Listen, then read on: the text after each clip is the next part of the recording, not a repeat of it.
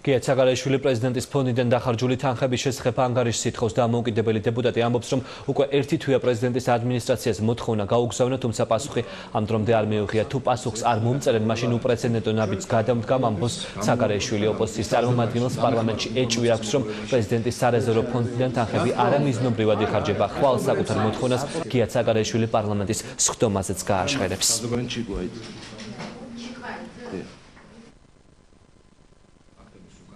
ამ დღეებში მივიღებ უპრეცედენტო გადაწყვეტილებას, რომელსაც გავახმოვანებ დაიცავი საქართველოს წარმომადგენლებთან ერთად და გარწმუნებთ, რომ ამ ინფორმაციას მაინც მოვიპოვებ.